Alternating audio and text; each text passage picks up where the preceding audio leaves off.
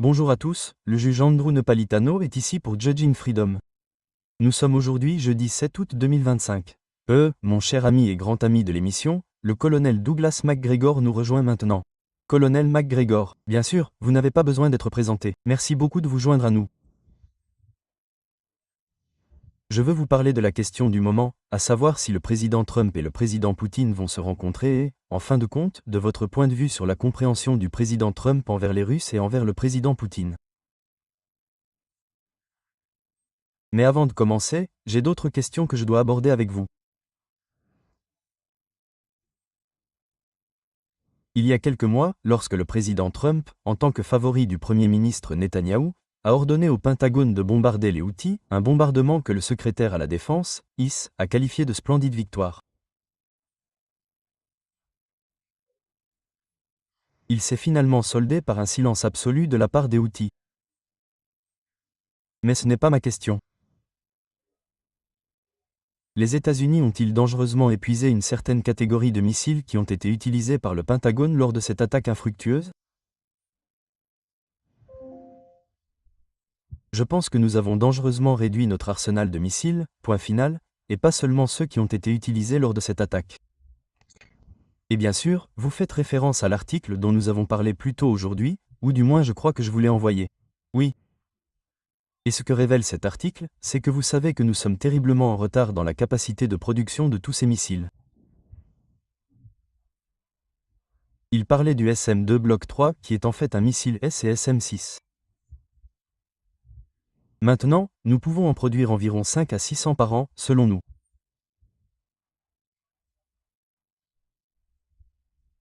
Si vous voulez faire ce que nous faisons, si vous voulez risquer une guerre totale avec quiconque a aujourd'hui une quelconque capacité militaire, vous devez avoir une capacité de production de 10 fois 600. Et ce ne sont que les missiles de la série SM. Nous n'avons même pas parlé des missiles patriotes. Toute notre production de missiles est très limitée. Et nous n'avons rien fait pour changer fondamentalement cela. Et ce n'est pas un problème nouveau. Et c'est en partie ce qu'il y avait dans cet article.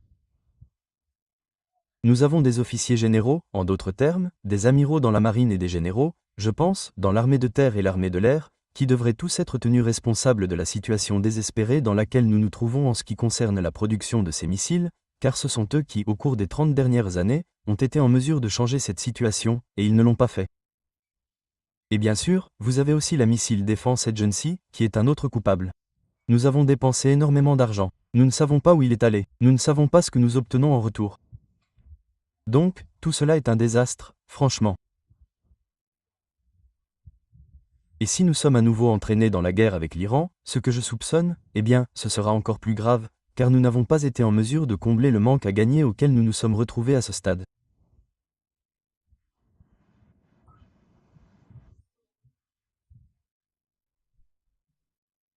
Je ne veux pas trop entrer dans les détails, mais quelle part de notre approvisionnement en missiles pour notre propre défense nationale a été épuisée par cette folie en Ukraine? Oh, eh bien, cela nous a énormément épuisés. C'est pourquoi la blague est sortie dès que nous avons annoncé que nous allions avoir un autre paquet que le président Trump allait signer, qui s'ajouterait aux 55 milliards actuellement en discussion. La blague était, eh bien, rien ne sortira avant au moins un an en ce qui concerne les missiles patriotes et les radars. Et quand cela arrivera, vous vous retrouverez avec 17 minutes, si vous avez de la chance, de défense aérienne et anti-missiles. En d'autres termes, vous n'avez tout simplement pas la densité de missiles dont vous avez absolument besoin si vous voulez assurer une défense ponctuelle efficace. Pas une défense de zone, une défense ponctuelle. En d'autres termes, vous ne pouvez pas défendre l'Ukraine, mais vous pouvez défendre certains points. Eh bien, pour l'instant, nous ne pouvons même pas faire cela. Et puis, quand on commence à parler d'un conflit potentiel avec la Russie, je crois que l'étude de l'OTAN qui est sortie l'année dernière n'a pas changé. Elle dit que nous pouvons défendre peut-être 5% du territoire de l'OTAN contre les attaques aériennes et balistiques de la Russie. Eh bien, ce n'est rien, monsieur le juge. Tout cela est absurde. C'est pourquoi les menaces que nous avons proférées sont complètement stupides et vides de sens. Si le président Trump et le secrétaire X lâchent ce stupide général Donahue. Pour prendre Kaliningrad, que se passera-t-il en réponse aux troupes américaines en Europe? C'est un territoire souverain national russe. Nous devons donc supposer que cela serait considéré comme un acte de guerre contre l'État russe. Si vous prêtez attention à ce qui s'est passé ces dernières semaines en Russie-Biélorusse, il y a une unification effective en cours entre la Russie proprement dite et les citoyens biélorusses. Ils ne sont que 8 millions, mais ils peuvent désormais voter aux élections qui ont lieu en Russie. Ils peuvent occuper des fonctions en Russie. En d'autres termes, les citoyens russes se voient accorder tous les droits et privilèges de la citoyenneté russe. En échange, vous avez ces missiles Orychnik qui sont également déployés sur le sol biélorusse. Cela signifie qu'en ce moment même, dans les zones situées juste à l'ouest de Minsk, ils peuvent lancer des missiles contre l'Allemagne, qui serait sans aucun doute l'une des cibles étant donné le nombre de forces que nous avons dans ce pays. Cela serait impossible à arrêter car ils sont hypersoniques et ils arriveraient en quelques minutes. En d'autres termes, vous ne lancez plus vos missiles depuis le territoire russe. Vous lancez vos missiles depuis la Russie occidentale. L'idée que vous allez réussir à envahir et à prendre la Prusse orientale appelée Kaldenrad est donc absurde. Cela ne fonctionnera pas comme ça. Pour être honnête, je ne connais aucune opération dans l'histoire militaire moderne où quelqu'un aurait dit « Nous allons attaquer cette enclave qui est fortement défendue et nous la prendrons en l'espace d'un jour ou deux ». Je veux dire, c'est tout simplement absurde de faire une telle déclaration. Donc, je pense que c'est absurde. Je pense que c'était du bluff, franchement, et un bluff très mal pensé. Et j'ignore pourquoi la Maison-Blanche l'a autorisé. Vous savez, je suppose que la Maison-Blanche et Higgs savaient que cela allait arriver. Si ce n'était pas le cas, on se demande pourquoi Donnie était toujours en service actif. Mais c'est un autre problème. Eh bien, ils devaient le savoir parce qu'ils ne l'ont pas remonté. Ils ne l'ont pas neutralisé. Ouais, je pense que cela nous ramène à un autre sujet dont nous avons parlé à plusieurs reprises, monsieur le juge. Le président Trump est quelqu'un qui pense que les menaces et l'intimidation fonctionnent. Je pense que c'est le résultat de son expérience de la vie à New York et du marché immobilier.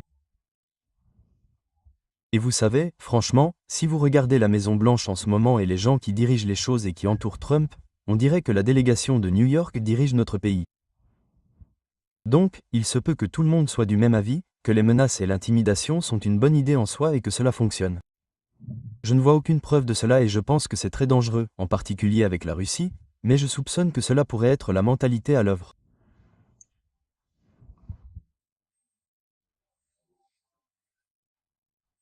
Eh bien, avant d'en venir à la Russie et au président Poutine et au président Trump, votre ami et collègue, le colonel, Lawrence Wilkerson, a convenu avec son ami et collègue, le colonel Bill Hature, que les États-Unis sont un empire défaillant et chancelant.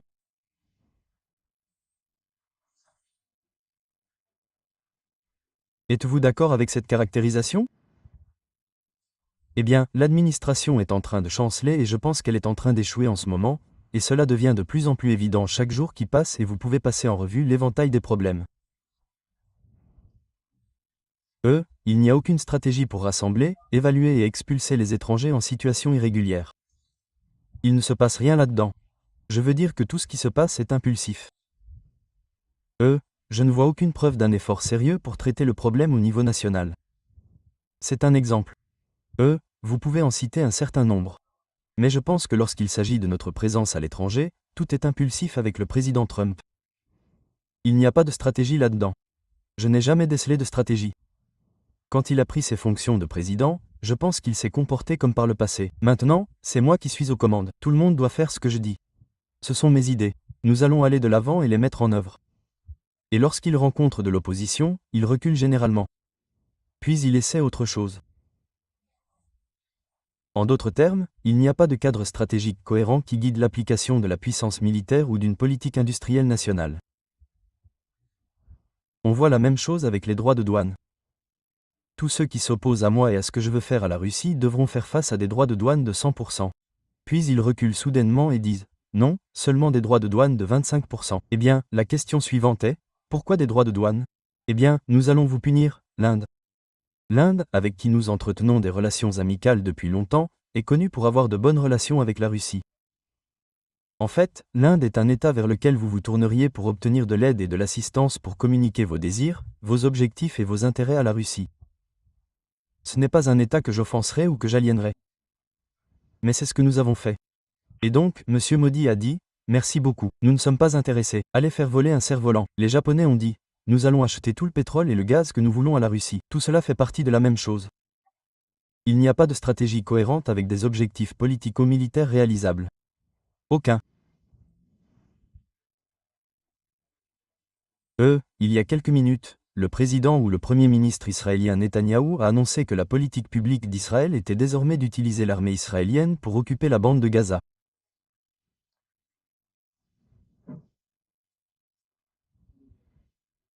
S'il demande au président Trump et que le président Trump ordonne aux troupes américaines de débarquer sur le terrain pour aider Netanyahou, les troupes ne seront pas là pour nourrir les Palestiniens, mais pour les tuer.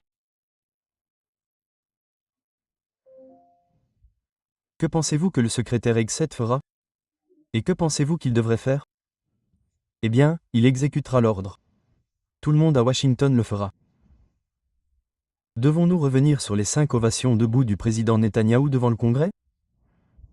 Je veux dire, qui est aux commandes ici? Réveillons-nous et humons l'odeur du café. Le président Netanyahou, excusez-moi, est en fait, en ce qui concerne ces questions, le président des États-Unis. C'est lui qui commande. Maintenant, la question est de savoir ce que vous faites si vous êtes en uniforme et qu'on vous ordonne de faire quelque chose que vous considérez comme atroce, comme une infraction aux lois fondamentales de la guerre et de l'humanité. C'est une autre affaire.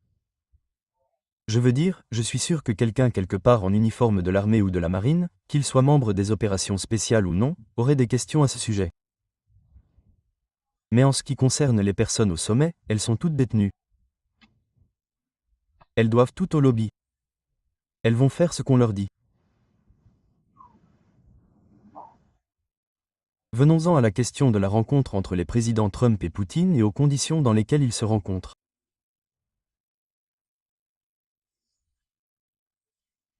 Hier, le président Trump a signé un décret qualifiant la Fédération de Russie de menace matérielle pour la sécurité nationale des États-Unis.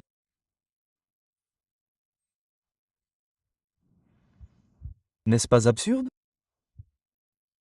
N'est-ce pas en fait le général Donahue qui est la première preuve à l'envers? Eh bien, écoutez, vous savez, jugez mon point de vue, mais nous devons comprendre quelque chose, et cela s'est déjà produit lorsque le président Trump était dans son premier mandat. Les conclusions critiques de la CIA ont-elles changé depuis qu'il est devenu président? Vous savez, ces conclusions indiquent essentiellement qui est une menace, qui ne l'est pas, et pourquoi c'est une menace. Elles sont très soigneusement détaillées dans leur analyse et leur fondement.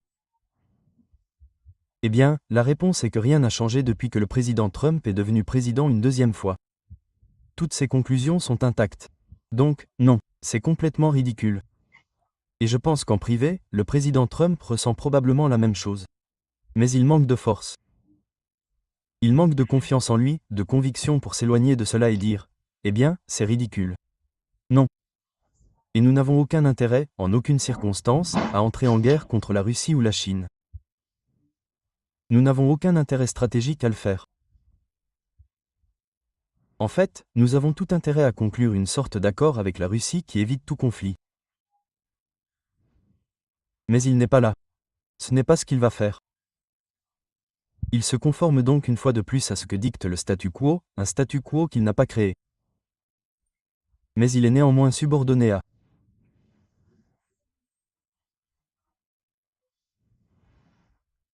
Pourquoi le président Poutine négocierait-il avec le président Trump alors qu'il finance une guerre contre la Russie, tandis que les agents des services secrets américains arment des missiles et d'autres projectiles pour tenter de tuer les troupes russes?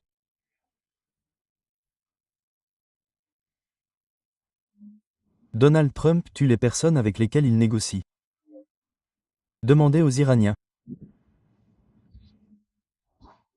Eh bien, il a pris cette habitude de Netanyahou, qui tue la plupart de ses opposants dans les négociations. Écoutez, je pense que nous devons comprendre 2 ou 3 choses. Les Russes ont toujours été réceptifs à l'idée de nous parler ou de retourner auprès de l'administration Biden. Ce ne sont pas les Russes qui ont refusé en toutes circonstances de parler au président Biden ou à son administration. Loin de là. C'est nous qui avons dit, non, nous ne vous parlerons pas. Nous vous sommes moralement supérieurs. Vous êtes mauvais. Et parce que vous êtes mauvais, nous ne pouvons pas vous parler. C'est un peu le genre de bêtise standard de la gauche. Le président Trump est arrivé au pouvoir et les Russes ont clairement fait savoir qu'ils étaient tout à fait disposés à lui parler. Ce n'est donc pas nouveau, loin de là. Cependant, la question est de savoir quel est le but de cette rencontre. Les Russes ne sont pas idiots, ils savent comment le président Trump pense et se comporte. Le président Trump a une vision à très court terme. Il ne voit rien à long terme. Le président Trump pense en termes de victoire. Eh bien, vous savez, je dois être celui qui gagne. Je dois dominer. Ils le savent. La vraie question est donc de savoir pourquoi ils prennent la peine de le rencontrer. Nous ne savons pas ce que le président Trump a dit en privé, car la position russe est très connue. Elle ne changera pas. Il y a des choses que nous pouvons faire pour les satisfaire et il y a des choses qu'ils pourraient faire pour nous satisfaire, en particulier si nous sommes prêts à envisager une vision stratégique plus large. Et les Russes, si vous remontez à 2021, avant même que l'intervention ne commence en février 2022, ils nous ont envoyé des propositions. Et si vous regardez ces propositions, elles concernent l'architecture de sécurité de l'Europe. Et maintenant, je pense que les Russes seraient intéressés à parler non seulement de l'architecture de sécurité en Europe, mais aussi au Moyen-Orient et en Asie du Sud-Ouest, car nous sommes occupés à leur frontière sud en ce moment, tandis qu'Israéliens tentent de semer le chaos en Azerbaïdjan et ailleurs. Je pense donc qu'ils sont intéressés par une vision stratégique plus large. Qu'est-ce qui nous intéresse ? Je pense que le président Trump est intéressé par une réunion qui fasse de lui un héros. N'est-ce pas ? Où il peut se tenir là et dire « Eh bien, j'ai réuni Zelensky et Poutine et nous avons fait la paix. » Non, cela n'arrivera pas. Les Russes vont parler à Zelensky. Ils ne le considèrent pas du tout comme légitime, et ils ne devraient pas non plus. La question est, que veut le président Trump ? Et il dit qu'il veut Zelensky comme président. Et pour autant que je sache, dans ces échanges de ces dernières heures, les Russes ont dit absolument pas. Et il a dit, eh bien, si Zelensky n'est pas là, alors je ne peux pas vous rencontrer. Ce qui est bien sûr absurde, car rappelez-vous que Zelensky et cette guerre en Ukraine ne sont pas des juges de sa guerre. Zelensky n'est pas nécessairement son homme. En fait, j'essaie toujours de comprendre pourquoi le président Trump ne s'est pas levé, n'a pas attrapé Zelensky par la peau du cou et ne l'a pas jeté hors du bureau ovale alors qu'il était ici. Mais, vous savez, je n'arrive pas à comprendre ce qui se passe avec le président Trump. Sauf à comprendre qu'en termes simples, c'est un gars de télé-réalité. C'est un brillant spécialiste du marketing et il veut une réunion qui va le faire paraître sous son meilleur jour, lui et son administration. Le problème, c'est que je ne suis pas sûr qu'il obtiendra ce qu'il veut, car les Russes sont substantiels. Ils recherchent un véritable résultat. Et je pense que c'est l'architecture stratégique plus large qui les intéresse le plus, car, franchement, du point de vue russe, cette guerre en Ukraine s'arrête très lentement et, lorsqu'elle prendra fin, elle se terminera de toute façon selon leurs conditions. Il n'y a donc pas grand-chose à négocier. Notre ami et collègue Scott Ritter dit que le président Poutine a réduit ses 6 exigences pour mettre fin au conflit à 2.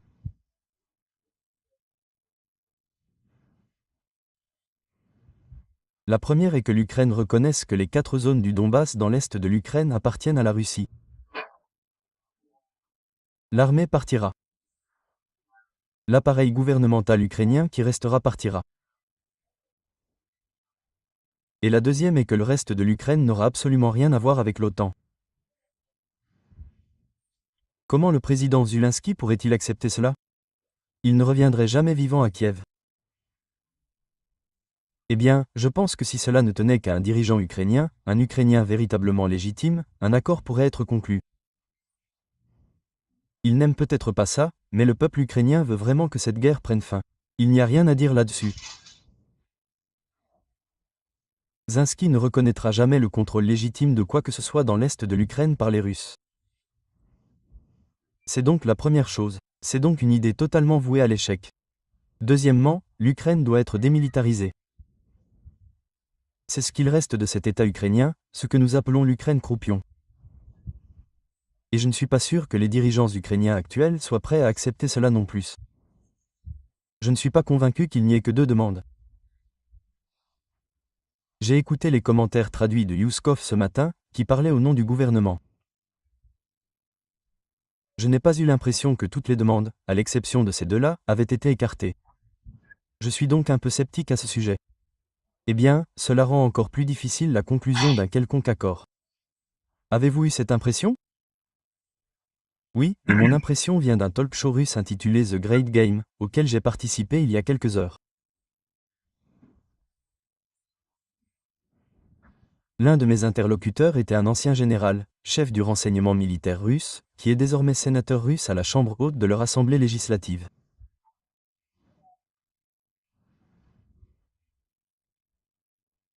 Ils estiment qu'après que le président Poutine a dit à M. Witt qu'il rencontrerait le président Trump, les Américains ont ajouté la condition de la présence de Zelensky.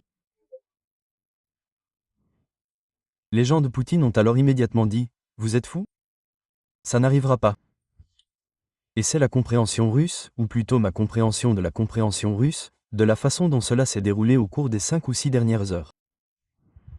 Non, je pense que c'est probablement vrai. Et encore une fois, c'est le genre de choses que le président Trump avait probablement l'habitude de faire dans le jeu immobilier de New York. En d'autres termes, vous organisez une réunion sur la base d'hypothèses qui sont soudainement renversées une fois que vous avez accepté la réunion.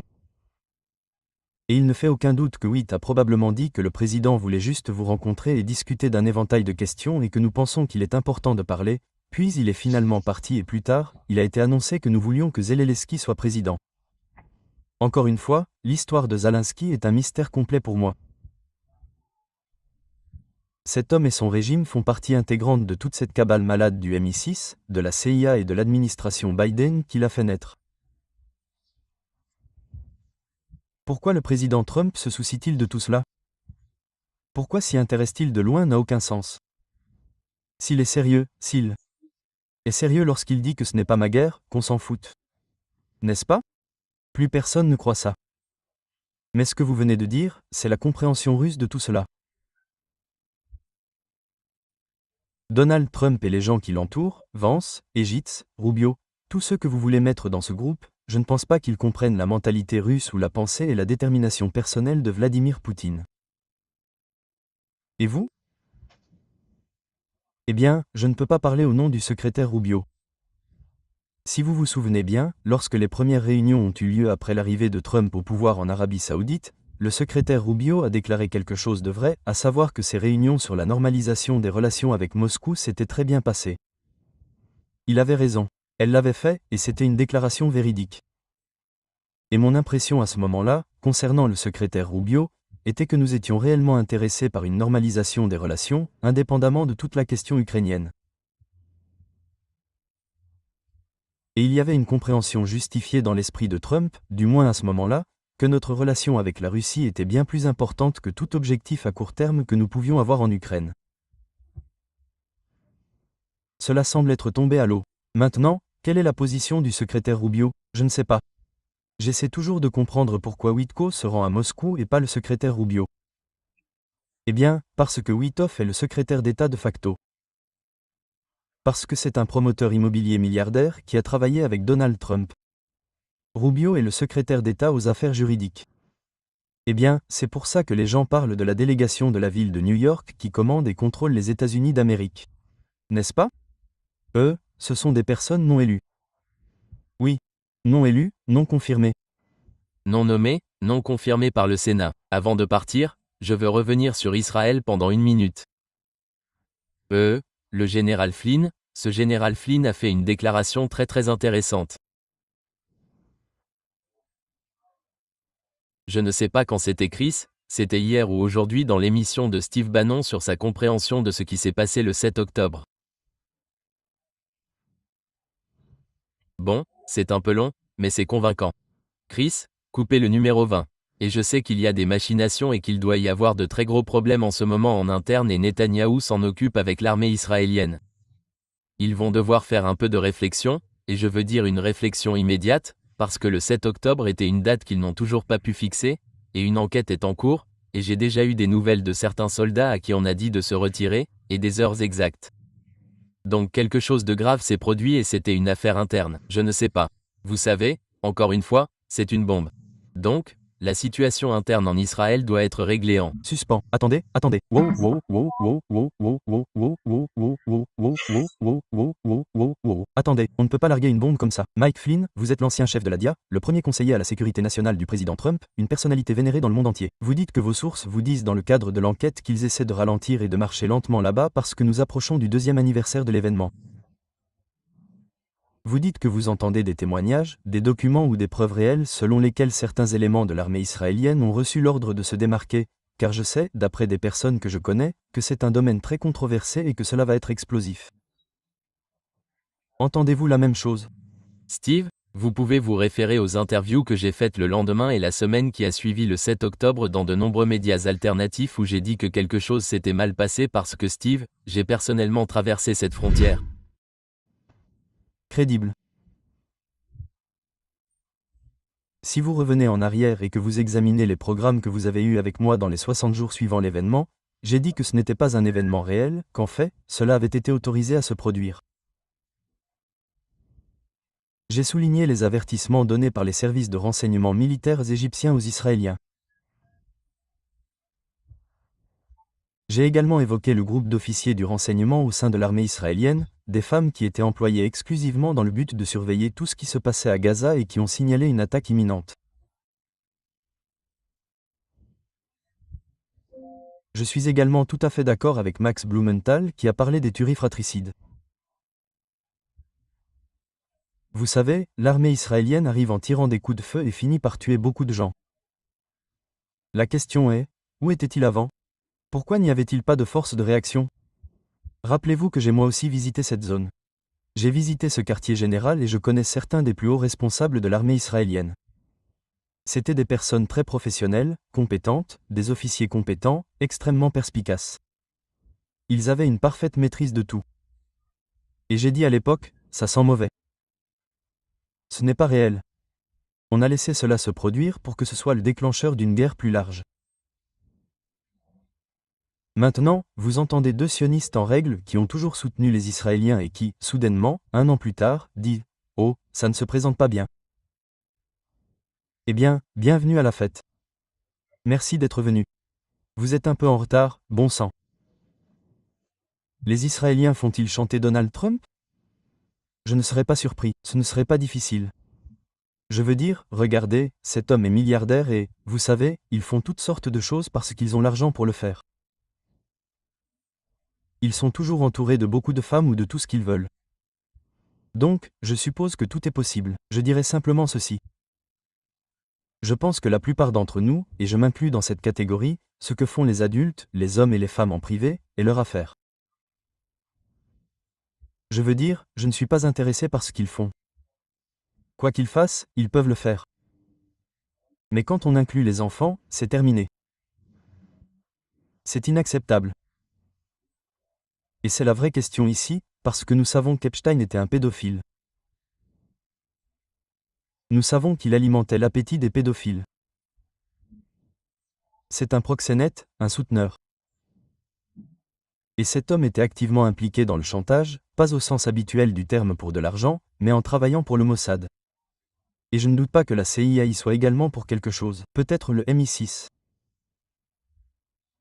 Donc, malheureusement, la possibilité qu'il ait été ou soit victime de chantage est réelle. La question est, pourquoi? Si ce sont des femmes, allez. Chaque star de la NFL, chaque joueur de la National Basketball Association, tous ces gens, ils ont un accès illimité aux femmes. Et si elles sont dans l'autre sens, les hommes, je suppose. On s'en fiche, ça n'a pas d'importance, je veux dire, c'est peut-être déplaisant. Cela peut nuire à l'opinion des gens sur quelqu'un en raison de ce genre de comportement, mais ce qui compte vraiment ici plus que tout, ce sont les enfants. Nous avons trop d'enfants qui disparaissent dans ce pays chaque année. Nous avons encore des enfants qui sont victimes de trafic à la frontière avec le Mexique et, franchement, dans nos ports et au Canada. C'est horrible. C'est offensant. C'est mal. C'est diabolique. C'est ce qui dérange tout le monde et c'est ce dont le président Trump doit s'assurer qu'il n'y participe pas. Je suppose qu'il est entaché juste parce qu'il est un ami d'Epstein. Il devait savoir ce qu'Epstein faisait. Je trouverais inconcevable que Trump lui-même ait été impliqué là-dedans, mais il devait savoir ce qui se passait. Eh bien, quand on se couche avec des porcs, on finit inévitablement par sentir la poubelle. C'est la mauvaise nouvelle. Et encore une fois, c'est la dernière chose que je veux entendre du président des États-Unis. C'est exact. J'espère donc que ce n'est pas le problème. Mais je pense qu'ils vont devoir dire la vérité. Je pense que ces dossiers Epstein vont sortir. Et s'il s'avère qu'il est victime de chantage, eh bien, tout d'abord, si c'est le cas, alors il a le choix.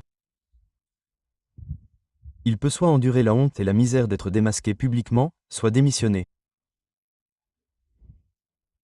Mais si vous êtes le président des États-Unis, vous ne pouvez pas prendre de décision politique sur la base de ce qu'une entité de renseignement étrangère a contre vous. C'est vrai. Non, vous ne pouvez pas non plus accorder une commutation ou une grâce à l'acolyte de ce pédophile dont la condamnation était basée sur les preuves de ce qu'elle lui a confié. Eh bien, qu'est-ce que... Ouais. Et je pense que ce qui est encore plus troublant, ce sont les rapports qui sortent selon lesquels de riches milliardaires juifs et d'autres investissent de l'argent et de l'influence dans tout ce qu'ils peuvent pour aider et sauver cette femme. Je ne comprends pas cela. C'est répréhensible. C'est la dernière chose.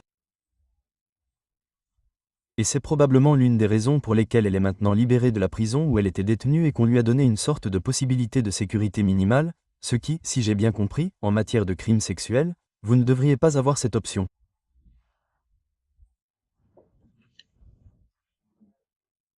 Elle est dans une prison où il est interdit d'héberger des personnes impliquées dans des crimes sexuels, en particulier des personnes impliquées dans le trafic. Mais c'est là qu'elle est. Quoi qu'elle ait dit à Todd Blanche, l'ancien avocat de Trump, désormais numéro 2 du ministère de la Justice, cela suffit à les amener à la transférer administrativement. Très bien, ça suffit. Colonel, merci beaucoup. Merci de m'avoir laissé ajouter une dernière chose. Point, bien sûr. Vous vous souvenez que le président Trump était assis dans le bureau ovale et s'est tourné vers Zelensky pour lui dire « Vous n'avez aucune carte à jouer, n'est-ce pas ?» Eh bien, en ce moment, le président Trump en Ukraine n'a aucune carte à jouer. Si dire à Donahue de menacer la Russie de faire la guerre est la carte qu'il pense devoir jouer, alors il a perdu la tête. Car ce qu'il faut garder à l'esprit, si l'on revient sur toutes ces simulations que nous avons faites au fil de très nombreuses années, et je parle de mon expérience dans l'armée, lorsque j'étais en service actif, et depuis lors, toutes celles qui concernaient spécifiquement l'Union soviétique ont inévitablement atteint le niveau nucléaire. Et quand c'est arrivé, les gens ont conclu assez justement qu'une fois que l'on atteignait ce niveau, il était très difficile de contrôler quoi que ce soit. Et l'idée que l'on puisse utiliser une arme nucléaire tactique et être sûr que tout le monde de l'autre côté sache que ce n'est que tactique, vous savez, comme l'a dit Cohen Powell à l'époque, je ne pense pas que l'on puisse larguer une bombe nucléaire sur quelqu'un et lui dire que c'est une petite bombe sans s'attendre à une réponse. C'est tout simplement absurde. Je pense que nous avons atteint le point où James Madison, et vous êtes un meilleur spécialiste de la Constitution que moi, je crois que c'était dans le numéro 10, il a dit qu'ils essayaient de structurer le pouvoir au sein du gouvernement de telle manière que, pour compenser ou au moins faire face à la possibilité que nous n'ayons pas, entre guillemets, toujours un homme éclairé à la barre. Le problème, c'est que nous avons atteint le point où je ne pense pas que nous ayons beaucoup d'hommes éclairés. Quiconque parle avec désinvolture comme l'a fait ce 4 étoiles, cet homme Donahue est un autre co-architecte du désastre en Afghanistan et de son retrait. Une fois que vous parlez en ces termes, vous montrez que vous avez perdu le contact avec la réalité. Et la mauvaise nouvelle pour nous, je suppose que la bonne nouvelle pour nous, c'est que les Russes ne l'ont pas fait parce que Poutine s'est plié en 4 pour éviter que ces provocations ne conduisent à un échange nucléaire. C'est la dernière chose qu'il souhaite et il fera tout ce qu'il peut pour l'éviter. Mais à un moment donné, il perdra patience si nous persistons dans cette voie et je ne voudrais pas que cela arrive. Je pense qu'il serait préférable pour nous de faire preuve de retenue et de trouver une autre voie à suivre. De négocier intelligemment. Mais d'abord, si vous voulez rencontrer cet homme, et c'est quelque chose que le président Trump doit comprendre, vous devez avoir une architecture stratégique plus large en tête. Il ne suffit pas d'organiser une réunion et de dire « Bon, réglons la question de l'Ukraine ». Non, réglons tout. Exprimons clairement quels sont nos intérêts. Quels sont vos intérêts? Quels sont nos intérêts? Comment pouvons-nous les harmoniser? Et si nous le pouvons, nous pourrons éviter de futurs conflits. Tel devrait être l'objectif. Je ne crois pas que quelqu'un dise ça.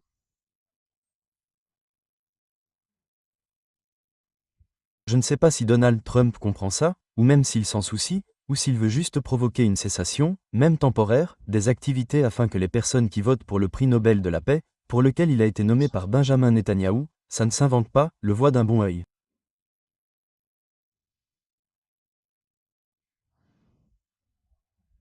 Eh bien, le groupe de femmes en Norvège qui a décidé, le dernier auquel j'ai prêté attention, a donné le prix à Barack Obama parce qu'il n'était pas blanc et qu'il a été élu.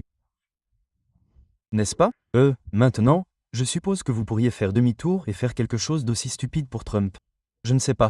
Je me suis en quelque sorte éloigné de toute cette histoire de prix Nobel de la paix. Ceux qui ont à voir avec la substance, en particulier la science, l'ingénierie, la technologie et peut-être la littérature, sont importants. Mais cette histoire de prix de la paix, je ne sais pas si elle a encore beaucoup d'importance. Juge? Oui, colonel McGregor, merci. Merci de m'avoir permis de discuter avec vous pendant tout ce temps et sur ce vaste éventail de sujets. Merci d'être comme vous êtes. Eh bien, vous êtes brillant et courageux, et c'est une denrée rare de nos jours, mais merci beaucoup. Nous avons hâte de vous voir la semaine prochaine, colonel. D'accord, merci beaucoup, juge, bien sûr. Demain, vendredi à 16h, la réunion de la communauté du renseignement et un bonus à la conférence.